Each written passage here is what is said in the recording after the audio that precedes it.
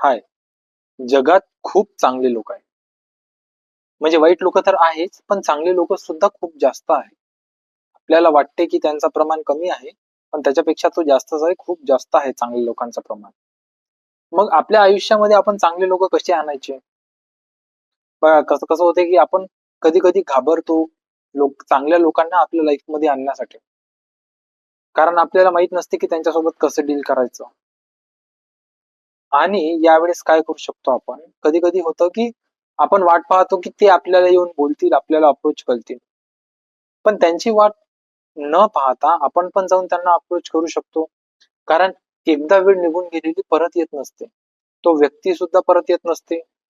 तुम्ही limited time साठी सोबत असता. तर सिम्पली काय करू शकता तुम्ही? सिम्पली त्याच्याजवळ जायचं किंवा तिच्याजवळ जायचं आणि सांगायचं की हाय, माझं नाव हे आहे आणि मला तुमच्यासोबत बोलायचं होतं, आणि मग त्यांना प्रश्न वगैरे विचारायचे. आता जर ती मुलगी असेल तर तुम्ही हे प्रश्न सोबत सुरुवात करू शकता की तुम्ही कुठचे आहात.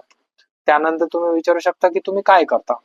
पण जर माणूस असेल, पुरुष असेल, तर त्यांना सुरुवातीला हे विचारायचं की तुम्ही काय करता, आणि त्यानंतर विचारायचं तुम्ही कुठून आहेत.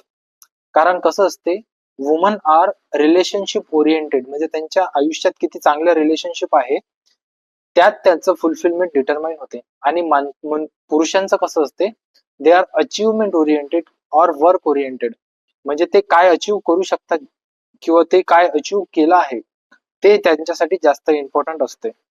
तर त्यामुळे कसं होते की हे जे जेंडर डिफरन्स आपण जर समजून घेतले, तर याने का होईल की आपण चांगलं कम्युनिकेशन करू शकेल. आणि जेव्हा कधी तुम्ही एखाद्या नवीन एन्व्हायरमेंट मध्ये जाता, तर तेव्हा लोक तुम्हाला कधी चूज करतील आणि कधी तुमच्याशी बोलण्या येतील याची वाट न पाहता डायरेक्ट जाऊन तुम्ही त्यांना अप्रोच करू शकता आणि त्यांच्यासोबत डायरेक्ट जाऊन बोलू शकता. कुणीच वाईट नसतं. लोकांना सुद्धा चान्स पाहिजे असतो दुसऱ्यांसोबत बोलायचा, स्वतःला व्यक्त करण्याचा. तर तो आपण जर त्यांना दिला, तर ते चांगलं होईल त्यांच्यासाठीच आणि आपल्यासाठी सुद्धा.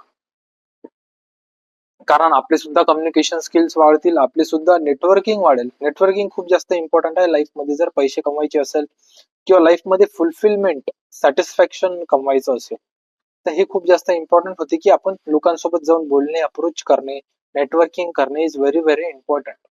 प्रत्येक वेळेस समजता व्यक्ती येणार नाही, तर आपण अप्रोच करायचं, डायरेक्ट जाऊन बोलायचं, आपल्याला जे काही बोलायचं असणार ते. फक्त कसं कोणत्या वाईट उद्देशासोबत जायचं नाही, मन साफ ठेवायचं आणि जायचं आणि बोलून घ्यायचं. बेस्ट विशेस.